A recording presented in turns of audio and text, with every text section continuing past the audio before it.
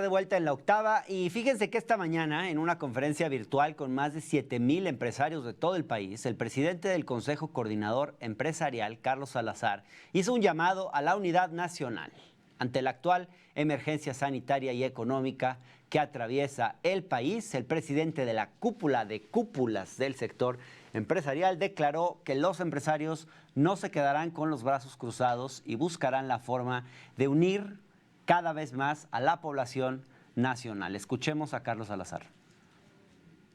Todo México es de todos y todos somos parte de este país. No podemos en este momento dividirnos en partidos, orientaciones, radicalizaciones. Todo el día nos están llamando al encono y nos están llamando a la diferencia. Nosotros queremos total y absolutamente tener la responsabilidad de buscar exactamente lo contrario, cómo unir a nuestro país, cómo orientarlo de una mejor forma. Bueno, y uno de los empresarios que estuvo en esa reunión, uno de los dirigentes empresariales, fue el presidente nacional de la Coparmex, Gustavo de Hoyos, a quien le agradezco mucho que me tome esta llamada. Gustavo, muy buenas noches. Buenas noches, Héctor. Gracias por la invitación. Qué gusto saludar a toda tu audiencia. Gracias. Espero, se escucha un poquito lejos, espero que podamos comunicarnos. A ver, Gustavo, hace un mes la Coparmex presentó 6 medidas de estímulo adicionales a las medidas del gobierno. Entre ellas estaba la condonación de impuestos, aunque después el presidente de la Comisión Nacional Fiscal de la Coparmex comentó que solo estaban pidiendo el aplazamiento de esto. Pregunto esto porque al final ya no entendí exactamente cuál es la postura de la Coparmex sobre la cuestión fiscal en un momento como este. Hay muchos empresarios, Gustavo, que están diciendo que no pueden pagar impuestos y otros incluso ya declararon la moratoria. Por ejemplo, algunos empresarios de Tamaulipas, uno de ellos con el que yo conversé aquí, decía que ellos ya habían acordado que no van a pagar impuestos. ¿Cómo ven ustedes en la Coparmex esta postura y cuál es la postura oficial digamos, de ustedes como organización? Sí, creo que sí. Pero bueno, aquí estoy diciendo que nuestras propuestas van mucho más allá del ámbito estrictamente fiscal. Y a tu pregunta de manera específica respondo que en ningún momento la Coparmex ha solicitado que se haga alguna reducción o condonación de impuestos, de contribuciones, de derechos, de ninguna de las aportaciones que una empresa tiene que realizar a los gobiernos. Lo que sí hemos señalado que una medida inteligente, que además se está adoptando en países de todo el mundo prácticamente, es aplazar la fecha de vencimiento de los distintos pagos que se tienen que realizar. ¿Por qué razón? Claro, Gustavo, podríamos volverte a llamar, se está escuchando muy mal la conversación. Un gran gusto. Volvemos a llamar en un segundo. Bueno, vamos a retablar comunicación con Gustavo de Hoyos en un momento más. Gustavo de Hoyos hizo una propuesta muy interesante hoy sobre la cual le quisiéramos también preguntar. Él habló de un salario una suerte de renta básica, pues un salario, lo llamó un salario mensual. Por ahí tengo el nombre, le quería yo preguntar a Gustavo de Hoyos. Y hay otros temas sobre los que también quisiera yo cuestionar al... Gustavo, ¿qué tal? Estamos otra vez comunicados. Gracias, Fernando. Espero que se escuche mejor. Mencionaba antes de esta interrupción que la propuesta de la Coparmex en ningún momento se ha solicitado la eliminación o la reducción de los impuestos, ni los federales, ni los estatales, ni los municipales.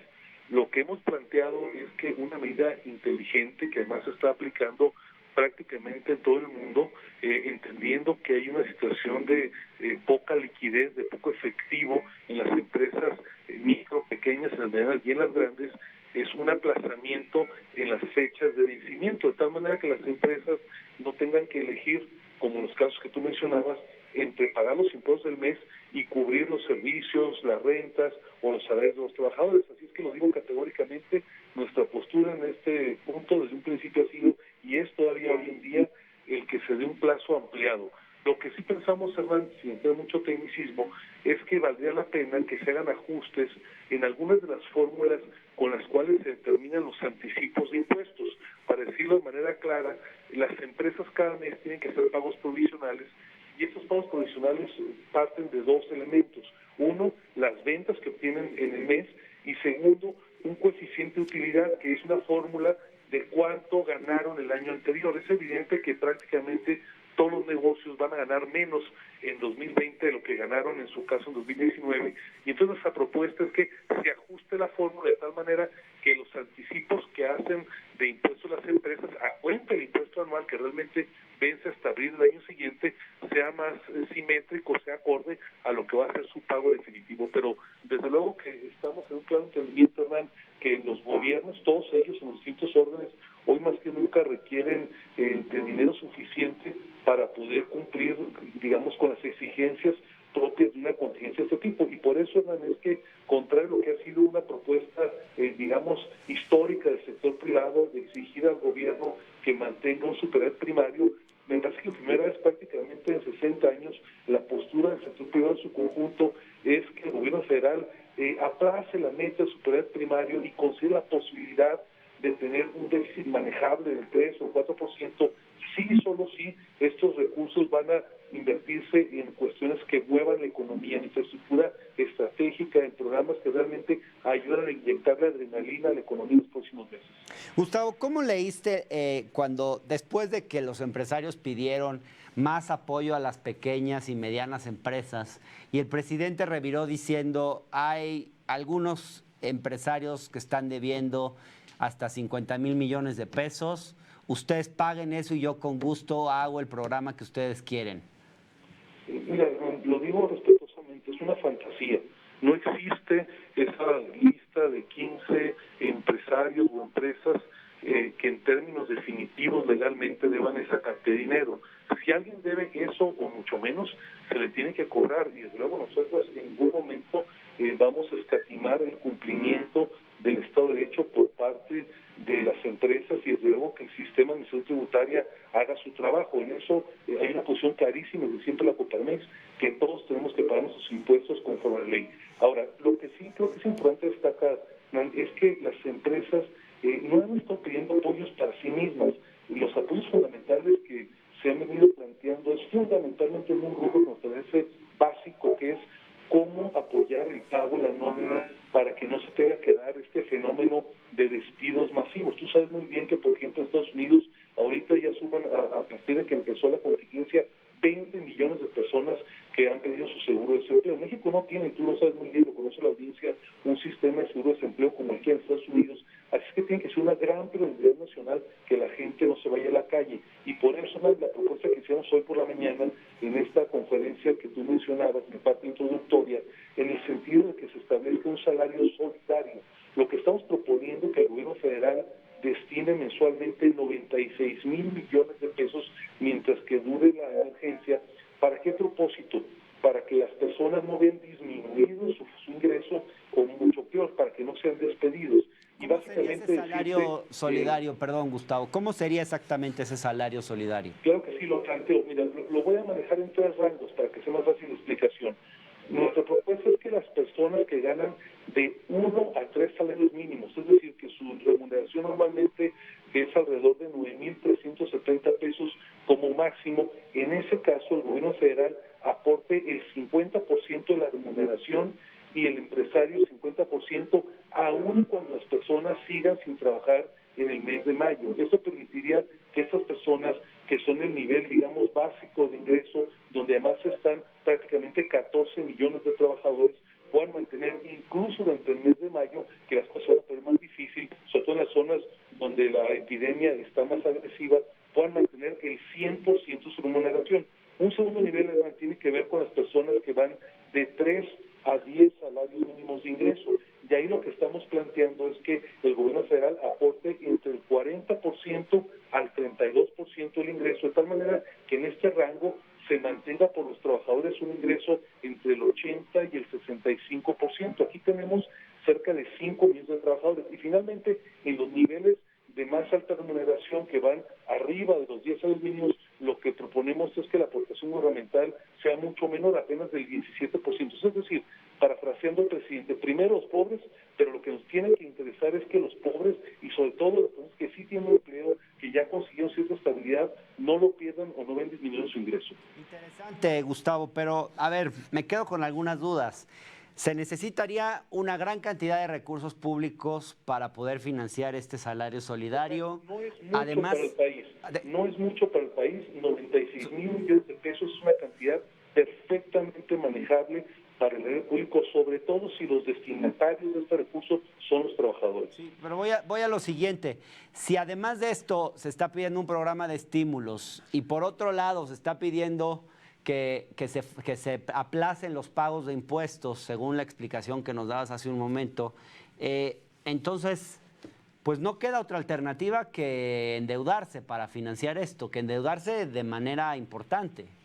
Hernán, ante la contingencia y ante la posibilidad de que varios millones de mexicanos pierdan su trabajo, si en algún momento en su historia el gobierno federal tiene que tomar deuda, es en este momento. Es como pasa con las familias, Hernán. Cuando estás en una contingencia médica, cuando hay una emergencia porque tuviste un terremoto y cayó tu casa, en ese momento preservar un valor fundamental va por delante de otros cálculos. Y esta cantidad que podría parecer importante no representa ningún desequilibrio para las finanzas públicas. Lo digo categóricamente. En el sector privado, particularmente en la Coparmex, estamos poniendo hoy por delante esta meta de carácter social que cualquier indicador de carácter macroeconómico. Déjame plantearte una última pregunta, Gustavo de Hoyos. El liderazgo de Carlos Salazar ha sido cuestionado por algunos sectores empresariales. Algunos lo han calificado de timorato. La Coparmex de Jalisco, si tengo bien la información, rompió abiertamente y dicen incluso que lo hacen un llamado a romper con el gobierno y se desprenden del liderazgo de quien hoy preside el Consejo Coordinador Empresarial. La postura oficial de la Coparmex a nivel federal sigue acompañando el liderazgo de Carlos Salazar. ¿Creen ustedes que ese liderazgo debería apartarse más del gobierno, que la figura de Salazar ha sido demasiado quizás cercana al presidente López Obrador, que debería tomar distancia? Lo digo de manera categórica, Hernán. Carlos Salazar, en tanto presidente del Consejo Empresarial para este ejercicio 2020, ha contado, cuenta y contará con todo el respaldo institucional de la Coparmex en tanto sea presidente. Nosotros sabemos respetar los periodos. Carlos Salazar cumple una importante función, pero además algo que debo de aclarar, Hernán, en beneficio de la audiencia, es que cada organismo del sector privado tiene un propósito, tiene una misión, una tradición, una ADN diferente. Imposible pedirle al presidente del CCE que tome las posturas que, por ejemplo, tomo yo como presidente de la Coparmex. Cada institución, la Asociación de Bancos de México, el Consejo Mexicano de Negocios, la CONCAMIL, la CONCANACO y desde luego la Coparmex están llamadas a asumir una representación. Nosotros somos un sindicato de patrones, como tal nos manifestamos y entendemos perfectamente el rol que le corresponde al CCE. Algunos dicen que tú eres el policía malo y que él es el policía bueno. ¿Hay algo de eso, Gustavo? Tenemos una gran coordinación, Hernán. Cada organismo, como te decía hace un momento, juega el papel que le corresponde. Nosotros no nos asumimos como policías malos. Desde hace 90 años, tú lo sabes muy bien, la Coparmex ha formulado propuestas en materia de política pública, en materia de Estado de Derecho, de economía. Lo que hemos dicho los últimos 90 años es lo mismo que firmamos ahora. Muchas gracias, Gustavo. Gracias por la conversación. Gracias, Hernán. Saludos a tu audiencia. Que estén todos muy bien. Gracias. Buenas noches. Vámonos a un corte, por favor.